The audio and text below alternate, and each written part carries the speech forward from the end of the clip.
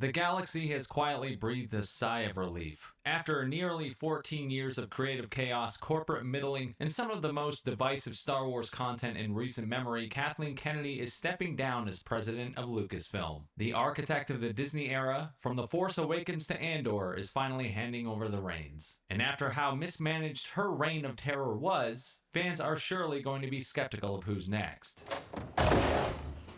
Who the fuck are you? Kennedy was what you could call a competent butcher. On the business side, she shepherded Disney's Star Wars into the streaming age, as well as a few blockbuster hits. But her tenure was mostly marked by a staggering amount of creative whiplash. Cancelled projects and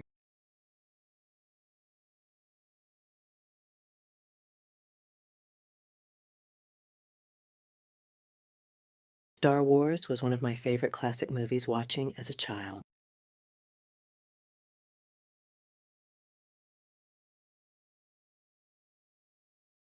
And my favorite one was Episode 1, The Racer with Shaboba and Anakin. That was probably the best part of the movie.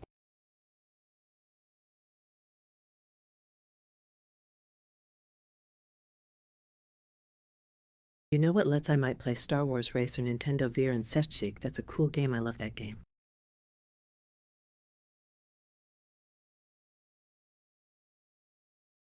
It's on Nintendo Veer on Sechzik. It's called Star Wars Racer.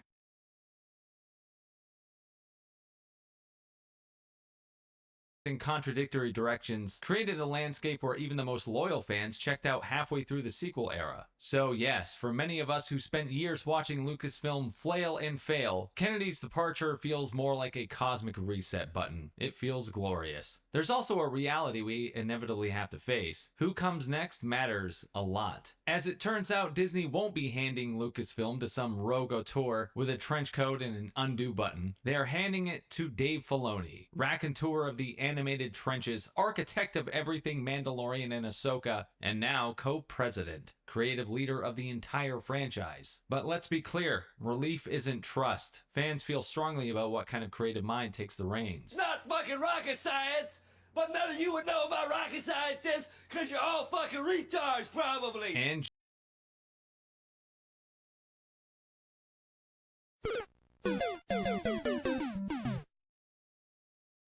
just because Kennedy's era shook the foundations doesn't mean Filoni's vision will be the redemption arc everyone's praying for. In fact, that's exactly why we should be cautious before uncorking the celebration bottle. Disney, after all, is prone to smacking itself in the face. Oh, really? Every day, millions of Americans like me go to work. Making products you can rely on. From brands you trust. Before Kathleen Kennedy became the most polarizing executive in modern franchise history, she built her career the safest, most insulated way Hollywood allows, by attaching herself to geniuses and never being one of them. Kennedy entered the industry in the late 1970s as a production assistant, and very quickly found her way into the orbit of Steven Spielberg. This wasn't dumb luck, but it also wasn't creative destiny. She was organized, reliable, and good at making chaos look manageable. Skills Hollywood rewards aggressively because they keep the money flowing. From there, she rose through the ranks on Spielberg-adjacent projects like E.T., Poltergeist, and The Color Purple, moving from assistant to associate producer to producer without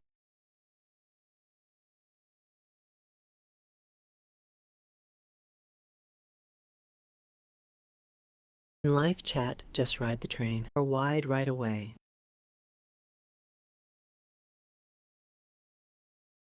Or right away, you know.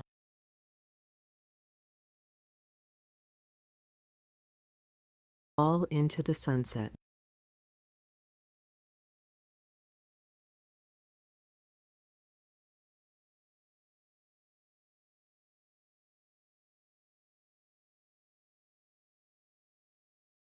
It's like she just rode the path.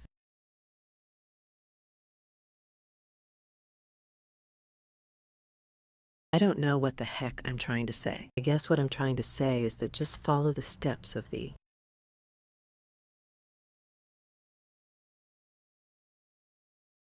successful ones follow the blueprint.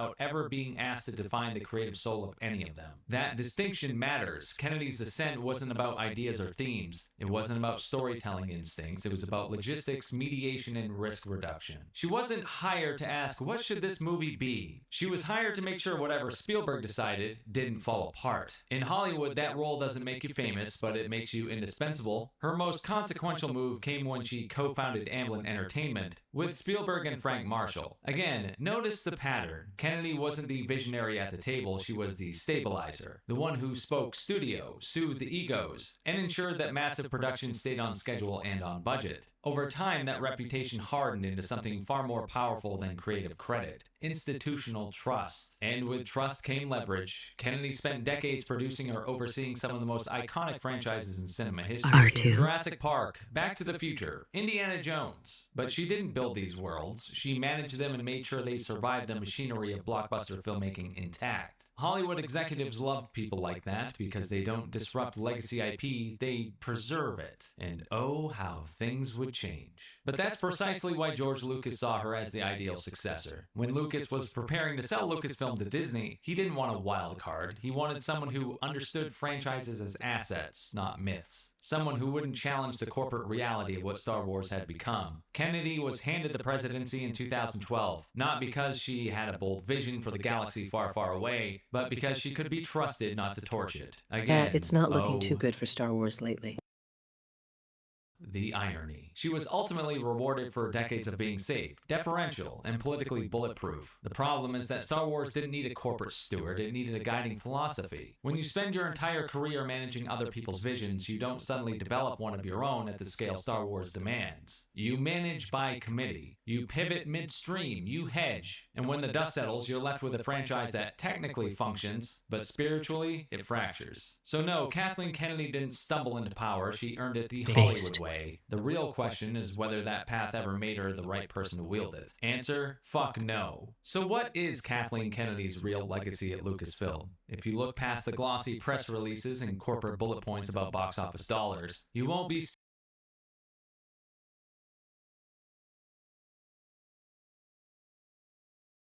I would think project manager, right, Chad? seeing a masterclass in stewardship. It's more of a pattern of damaged intellectual properties, self-justification, fan-blaming, and a flat-out refusal to take responsibility for what went wrong. Kennedy has publicly framed much of the backlash to her tenure as the work of a very, very small percentage of Star Wars fans, with enormous expectations. People she suggests simply couldn't be satisfied if Lucasfilm chose to go in new creative directions. But that explanation barely holds up to scrutiny. If it really was a fringe minority upset by imagined grievances, Star Wars wouldn't have disappeared from theaters for years after the rise of Skywalker, nor would Disney have drastically curtailed big screen releases and pulled back on content budgets. The backlash was structural, certainly not marginal. And here's the kicker: Kennedy herself undercuts her own argument. In that same interview, she admitted that the negative reaction to The Last Jedi was significant enough to scare off director Rian Johnson from returning to the franchise, an action hardly consistent with the idea of only a small percentage of dissatisfied fans. Instead of acknowledging that the storytelling under her watch routinely lost its way, Kennedy pointed fingers at bots, at alleged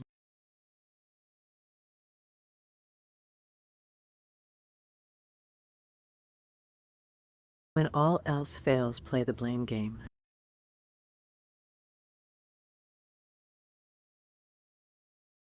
It works all the time. Chad, I mean his 100% right.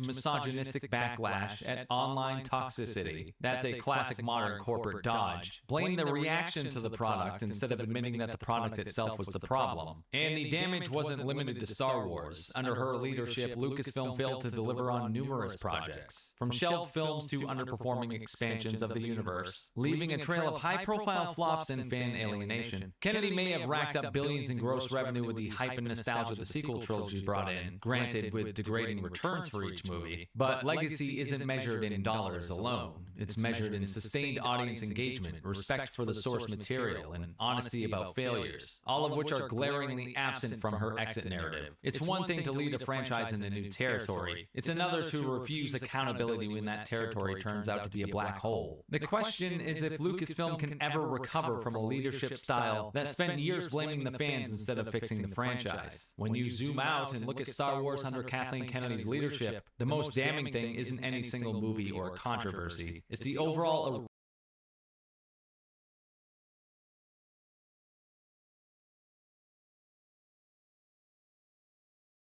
It just wasn't the same after Vader died. It just wasn't never the same. erosion of confidence in the brand itself. Star Wars used to be an event, a cultural punctuation mark. Under Kennedy, it became a content stream that was inconsistent in tone and increasingly disposable. Films contradicted one another. Trilogies were launched without an endgame. Characters were introduced, discarded, resurrected, and recontextualized so often that emotional investment became optional. Ladies and gentlemen, we call that dilution. Under Lucasfilm, the franchise suffered from a chronic lack of unified vision. Projects were announced with fanfare, then quietly canceled. Directors were hired, fired, rehired, and replaced mid-development. Entire eras of storytelling were teased and then abandoned. Fans stopped believing announcements because history taught them not to. Even commercially, the warning signs were obvious. After the rise of Skywalker, Star Wars vanished from theaters entirely. Not paused or recalibrated, just, gone. A franchise that once anchored release calendars suddenly couldn't justify a single theatrical rollout. Instead, the IP retreated to streaming, where overexposure further flattened its impact and made Star Wars feel routine rather than special. Worse still, the mythology itself lost coherence. Rules changed when convenient. Legacy characters were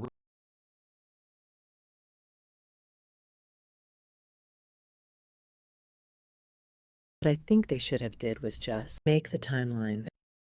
Make the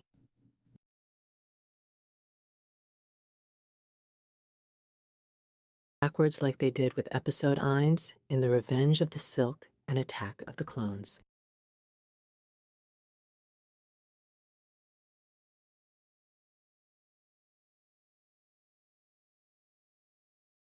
Just go all the way back to the beginning of Jedis and Seals. That would have been great. And taught it all together,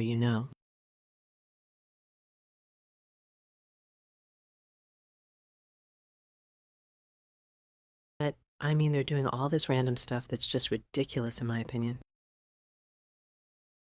reframed in ways that fractured the audience. New characters were introduced without the narrative patience required to make them stick. All the while, leadership treated criticism as hostility. This is the core of the damage Kennedy leaves behind. Star Wars still exists, but its authority is gone. The brand no longer commands goodwill by default. It has to earn it again, project by project, decision by decision. And that's a devastating place for a once mythic franchise to be. If there is one chapter that permanently defines Kathleen Kennedy's tenure at Lucasfilm, it's the sequel trilogy. Something that should have been a vaunted next step and instead became a case study in executive malpractice. From the jump, this trilogy was launched without a plan. No overarching story, no mapped character arcs, no thematic through line. Kennedy greenlit Star Wars The Force Awakens as a nostalgia-forward reset, then handed the next installment to a director with a fundamentally opposing philosophy. Star Wars The Last Jedi didn't just subvert expectations, it actively dismantled narrative groundwork laid by its predecessor. Instead of course-correcting or enforcing cohesion, Kennedy allowed the trilogy to eat itself alive in real time. The result was panic and creative reversal, until finally came Star Wars The Rise of Skywalker, a film so visibly stitched together that it played like a corporate apology tour, rather than a finale. Oh my God! Wow! Plot lines were retconned or outright ignored, character motivations flipped scene to scene, stakes evaporated, whatever your feelings on individual entries. The sequels as a whole became indefensible as a trilogy. Its failure was blamed on toxic fandom, but this was a leadership failure. Kathleen Kennedy's job was to ensure continuity, direction, and narrative discipline. Instead, she prioritized letting creatives cook without checking whether they were even using the same recipe. And the fallout speaks for itself. Audience trust completely collapsed, merchandise sales dropped, theatrical Star Wars went dormant, an entire generation of fans now associates the sequel era not with wonder, but with frustration and fragmentation. That's Kennedy's sequel trilogy legacy. Not one bad movie, but 3 movies that prove what happens when no one is actually in charge. The sad part is that Star Wars is still paying for it. If the sequel trilogy cracked the foundation, the Acolyte took a sledgehammer to whatever structural integrity Star Wars had left. This was supposed to be bold, a prestige High Republic era series that would finally prove Lucasfilm could tell a mature, grounded story, outside the Skywalker shadow. Instead, the Acolyte arrived as a tonal mess, a narrative slog, and worst of all, a punchline. It wasn't controversial in an interesting way, not divisive in a challenging way, just a deeply unserious, hilarious mess. From incoherent character motivations to amateurish dialogue and baffling pacing, the show felt less like a carefully crafted expansion of the Star Wars mythos, and more like a creatively unvetted experiment dumped onto Disney Plus and left to fend for itself. Viewership dropped fast, and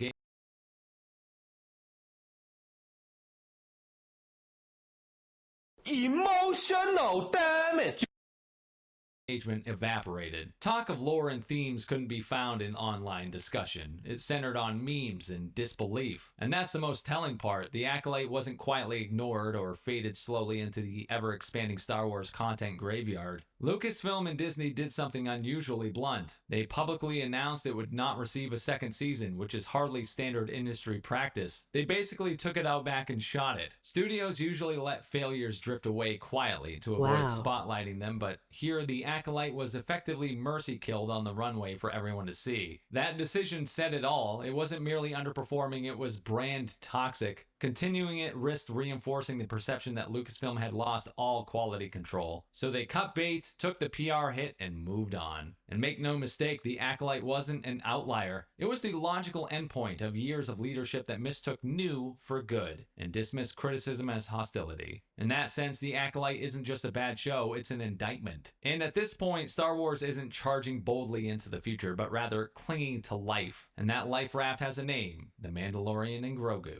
This movie isn't just any old release. No, it's a stress test, a referendum. The closest thing Lucasfilm has to a Hail Mary pass after years of misfires. Because like it or not, The Mandalorian, and by extension Grogu, is the last somewhat embraced pillar the franchise has left. It's the one Star Wars property that broke through the noise, pulled lapsed fans back in, and reminded people what this universe used to feel like. Well, Season 1 did, at least. That's why everything feels so precarious right now. Lucasfilm isn't betting on a bold new era or an untested creative vision. They're betting on familiarity and goodwill, on the hope that audiences will show up one more time for characters they already trust. And the stakes couldn't be higher. If The Mandalorian and Grogu succeeds, it gives Lucasfilm breathing room and buys some credibility. It creates the illusion, fair or not, that Star Wars can still function as a theatrical brand. But if it fails, if audiences shrug or worse, reject it outright, then the implications are brutal. Because if this doesn't work, if the most popular modern Star Wars characters, spun out of the most successful Disney Plus series, can't carry a movie, then what possibly can? What happens to the countless announced films still floating in development limbo? What executive greenlights another theatrical gamble when the safest bet on the board collapses? That's an uncomfortable truth. Star Wars isn't rebuilding right now, it's holding its breath. And The Mandalorian and Grogu is the exhale that determines whether this franchise keeps going or quietly retreats from theaters for good. And if Star Wars represents a franchise slowly bleeding out, Indiana Jones was outright put out of its misery under Kathleen Kennedys' watch. Indiana Jones and the Dial of Destiny was supposed to be a victory lap, a respectful send-off for one of cinema's most iconic characters. Instead, it arrived as a bloated, joyless slog that managed the near impossible task of making Indiana Jones feel irrelevant in his own movie. The charm was gone. The adventure felt obligatory rather than inspired, and whatever spark Harrison Ford still brought to the role was buried under digital de-aging gimmicks and a script that seemed actively embarrassed by its hero. Creatively, the film was a mess, tonally confused, emotionally hollow, obsessed with deconstruction instead of celebration. It didn't feel like an Indiana Jones movie so much as a post-mortem, conducted by people who fundamentally misunderstood why the character worked in the first place. Adventure was replaced with melancholy, wonder was replaced with lectures, and fun, the one non-negotiable ingredient, was nowhere to be found. But the real catastrophe came at the box office. Dial of Destiny wasn't just a disappointment, it was a financial disaster. Thanks to ballooning production costs, extensive reshoots, and an absurdly high budget, the film needed an unrealistic global haul just to break even, and it didn't come close. Audiences stayed home and word of mouth cratered, and what should have been a triumphant farewell became one of Disney's most embarrassing theatrical flops. And it wasn't franchise fatigue, no, it was gross mismanagement. Kennedy took a beloved legacy IP, ignored the lessons of its past, spent recklessly, and delivered a product nobody asked for at a price point that guaranteed failure. So when people talk about Kathleen Kennedy's legacy, Indiana Jones belongs front and center, because she didn't just stumble with it, she ended it, expensively, publicly, and without dignity. If you want the purest example of how catastrophically Kathleen Kennedy mishandled Lucasfilm IP, look no further than Willow, a revival so badly misjudged that Disney effectively tried to erase it from existence. The original Willow wasn't Star Wars level iconic, but it had something valuable. Goodwill, a cult fantasy classic, a loyal fan base, a tone that balanced sincerity and adventure. The Disney Plus series took all that and replaced it with tonal confusion, modern snark, shit dialogue, and storytelling that felt openly contemptuous of the world it was supposedly expanding. Instead of honoring the spirit of the original, the show felt like it was embarrassed by it. Fantasy tropes were undercut with irony, emotional beats were smothered by quips, world building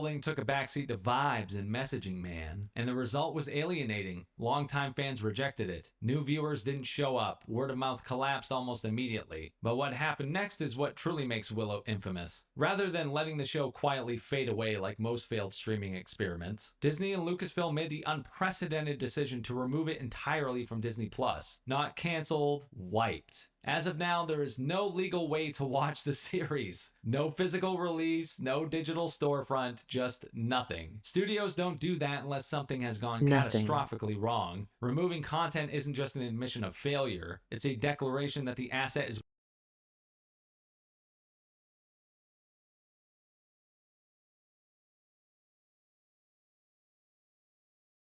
Yeah, Star Wars has Randy's chorus. I mean, it's pretty much over what? It's over with.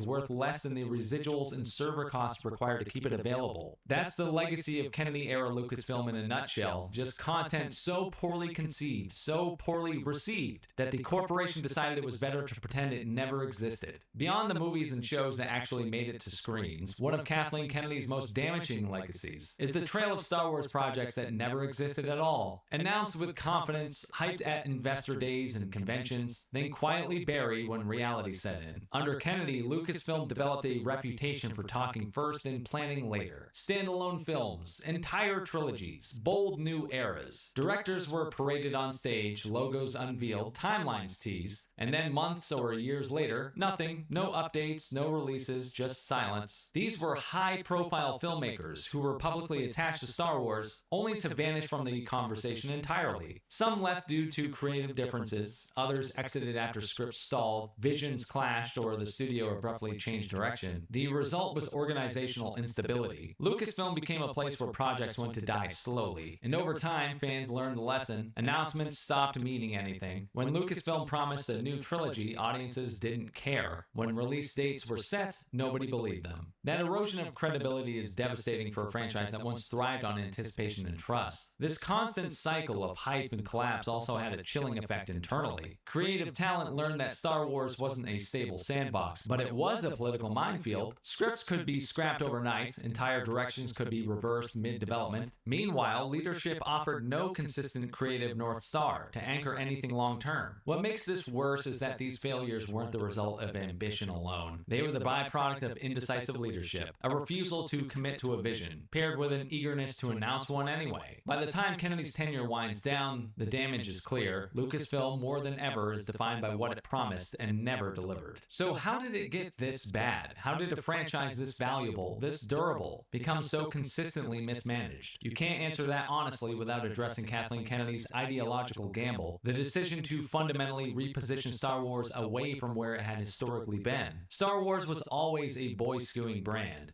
That isn't a good or bad thing, it's simply a market reality. Adventure, mythic heroism, simple moral clarity, pulpy spectacle, that's what built the audience. Instead of expanding the tent organically, Kennedy attempted did something far riskier, rebranding the franchise itself by replacing it. Her public signaling made that clear. The Force is female was a branding statement, a message about who Star Wars was now for, and by implication, who it no longer.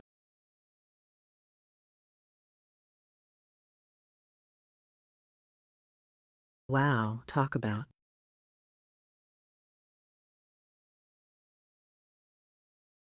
Getting your agenda out there, you know.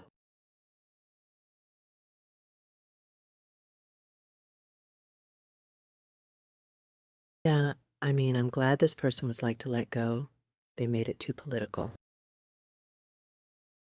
Centered. In the end, the problem wasn't female characters. Star Wars always had strong women. The problem was how they were written. Under Kennedy, many of the most criticized projects shared the same flaw. Protagonists who skipped struggle, bypassed growth, and arrived fully formed. Power without cost. Authority without earning it. Stakes.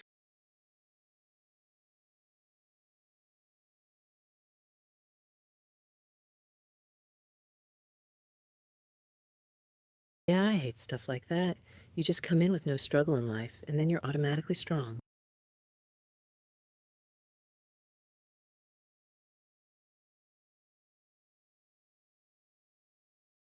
I mean, I can get my backstory, but that would take forever, and I'm not in a movie, you know so.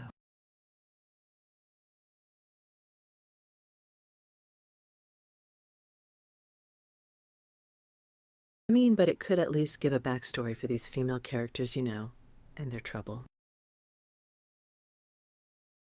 Without consequences. Call it Mary Sue storytelling or call it lazy writing. Either way, audiences rejected it because it broke the fundamental contract of myth-making. Instead of listening, leadership doubled down. Criticism wasn't treated as feedback, it was treated as an attack. Narrative weaknesses were defended as moral victories, and legitimate storytelling complaints were lumped together with bad faith actors to avoid addressing the core issue. The stories were shit. This was substitution, not inclusion, and substitution alienates more people than it attracts. Star Wars didn't fail because it added new perspectives. It failed because it prioritized messaging over mythology and ideology over craft, because Kathleen Kennedy misread the audience she inherited. And when you tell your most loyal fans that the problem isn't the work, but them, don't be shocked when they stop showing up. That's how a cultural juggernaut slowly loses its gravity. So now we arrive at the uncomfortable question Disney would very much like you to answer with optimism. Can Dave Filoni actually save Star Wars? His hiring has got some fans going Green Goblin right now. Who knows? You want to file free? Hit.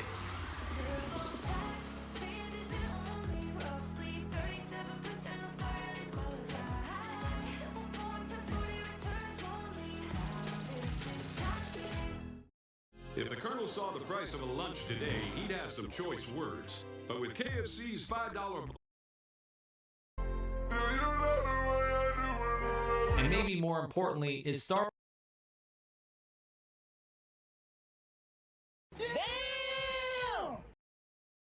Wars even salvageable at this point? Filoni is often treated like a messianic figure by the fan base. The lore guy, the apprentice of George Lucas, the man who gets it. And to be fair, his resume is stronger than most of what Lucasfilm has put out in the last decade. But that's a low bar, not a ringing endorsement. The bigger problem is structural. Star Wars doesn't need another caretaker who loves the mythology. It needs absence, time, silence, a long enough gap for people to actually miss it again. That's how cultural icons regenerate, and anticipation can be rebuilt. But Disney won't allow that. Star Wars is an asset, not a myth, and assets don't rest. Filoni also isn't the clean break people pretend he is. He's a product of the same system that hollowed this franchise out. His work leans heavily on callbacks, legacy characters, deep-cut lore, and self-referential storytelling that rewards homework rather than wonder. That might satisfy hardcore fans, but it does nothing to rebuild a broad, unified audience. Nostalgia is a crutch, and Filoni leans on it constantly. Even worse, his instincts skew inward. It's the animated logic ported awkwardly into live action, or the mythology stacked on mythology until the stories collapse under their own weight. That's how franchises quietly fossilize. So, can Filoni save Star Wars? No, not really. At best, he can stabilize the patient, keep the heartbeat steady, slow the bleeding. But revival requires humility and a willingness to stop producing content long enough to reset expectations. Disney won't do that, which means Filoni isn't here to resurrect Star Wars. Wars. He's here to manage its decline, more gently than Kathleen Kennedy did, but decline all the same. When history looks back on Kathleen Kennedy's reign at Lucasfilm, it won't be kind. And no, not because fans were toxic, it's because the results speak for themselves, and they are devastating. Kennedy presided over the systematic erosion of trust in some of the most beloved intellectual properties ever created. Star Wars was fractured, Indiana Jones was humiliated, Willow was erased, and Lucasfilm became synonymous with chaos, cancellations, and creative incoherence. These were symptoms of long-term mismanagement, unchecked ego, and a refusal to course correct. What makes her legacy so irredeemable isn't failure alone, it's the deflection. At every turn, responsibility was outsourced. To fans, to culture, to expectations, to imagined bad actors online, never inward, never structural, never her. That victim complex poisoned the conversation and prevented meaningful self-reflection, ensuring the same mistakes were repeated again and again. And now, at the end, there's no victory lap or reclaimed goodwill, no undeniable triumph to point to and say, this made it all worth it. Just a fractured audience and a studio desperately clinging to its last remaining lifelines. Kathleen Kennedy will no doubt be defended by industry insiders, shielded by resumes and box office spreadsheets. But cultural impact isn't measured in quarterly earnings. It's measured in what survives you. And what survives her tenure is the tale of what happens when ideology, arrogance, and corporate insulation replace humility, storytelling discipline, and respect for the audience, something that was entirely her own doing. And Lucasfilm will be cleaning up the wreckage for years to come.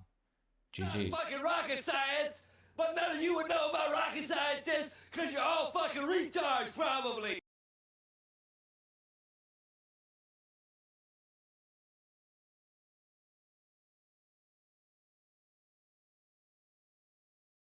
Ha ha ha.